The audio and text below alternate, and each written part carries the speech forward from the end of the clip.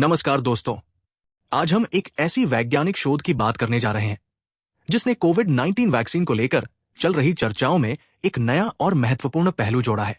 Stanford विश्वविद्यालय के शोधकर्ताओं ने एक दुर्लभ लेकिन वास्तविक चिकित्सीय स्थिति के पीछे का कारण स्पष्ट किया है, जिसे मायोकार्डाइटिस कहा जाता है।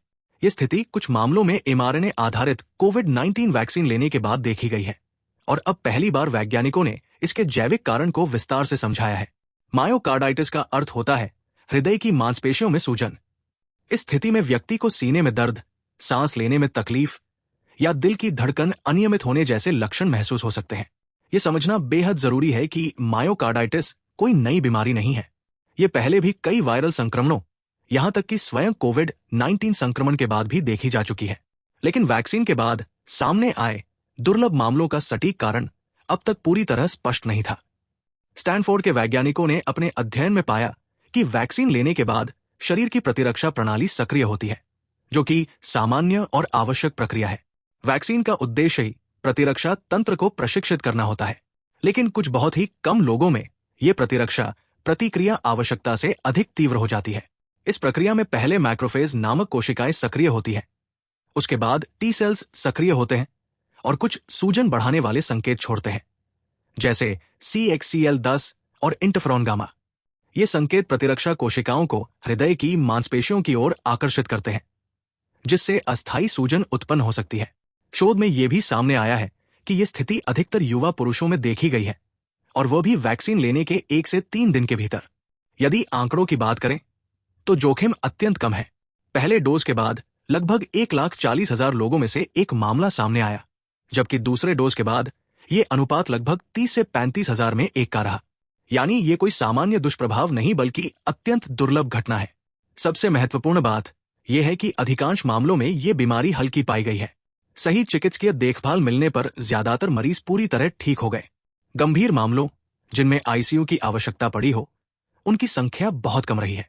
चिकित्सकों और हृदय विशेषज्ञों का कहना है कि वैक्सीन से जुड़ी मायोकार्डाइटिस कोविड-19 संक्रमण के बाद होने वाली मायोकार्डाइटिस की तुलना में कहीं कम गंभीर होती है। इस शोध का एक रोचक पहलू यह भी है कि वैज्ञानिकों ने सोया से प्राप्त एक यौगिक, जिसे जेनेस्टीन कहा जाता है, पर भी अध्ययन किया है। प्रयोगशाला स्तर पर यह देखा गया कि जेनेस्टीन सूजन को कम करने और प्रतिरक्षा प्रतिक्रिया को संतुलित करने में सहायक हो सकता है। हालांकि शोधकर्ताओं ने स्पष्ट किया है कि यह अभी प्रारंभिक चरण में है और आम लोगों को स्वयं से किसी भी प्रकार के सप्लीमेंट लेना शुरू नहीं करना चाहिए। इस पर आगे और नैदानिक परीक्षण किए जाने की आवश्यकता है। कुछ अंतर्राष्ट्रीय मीडिया संस्थानों ने इस शोध को सनसनीखेज तरीके से प्रस्तुत किया है, लेकिन जब मूल वैज्ञानिक अध्ययनों और स्टैनफोर्ड के आधिकारिक निष्कर्षों को देखा जाता है तो तस्वीर कहीं अधिक संतुलित दिखाई देती है। स्वयं वैज्ञानिक ये स्पष्ट कर रहे हैं कि वैक्सीन के लाभ अब भी इसके जोखिमों से कहीं अधिक है। कोविड-19 संक्रमण से मायोकार्डाइटिस होने का खतरा वैक्सीन की तुलना में कई गुना ज्यादा है और संक्रमण के बाद हृदय को होने वाला नुकसान लंबे समय तक बना रह सकता है। विशेषज्ञों का मानना है कि इस शोध का सबसे बड़ा लाभ यह है कि भविष्य में और अधिक सुरक्षित वैक्सीन विकसित की जा सकेंगी। जब यह स्पष्ट हो जाता है कि कौन सा प्रतिरक्षा मार्ग समस्या पैदा करता है, तो उसे नियंत्रित कर जोखिम को और भी कम किया जा सकता है। ये अध्ययन वैक्सीन को खतरनाक साबित करने के लिए नहीं, बल्कि उन्हें और बेहतर बनाने की दिशा में एक महत्वपूर्ण कदम है। तो दोस्तों, निष्कर्ष यही है कि mRNA कोविड-19 वैक्सीन से जुड़ी मायोकार्डाइटिस एक दुर्लभ स्थिति है। विज्ञान अब इसके कारण को समझ चुका है और अधिकांश मामलों में ये अस्थायी तथा उपचार योग्य पाई गई है। घबराने की बजाय जरूरत है तथ्यों को समझने की और भ्रामक सुर्खियों से दूर रहने की। विज्ञान का कार्य सवाल उठाना और उनके उत्तर ढूंढना है, और ये शोध उसी प्रक्रिया का एक महत्वपूर्ण हिस्सा है।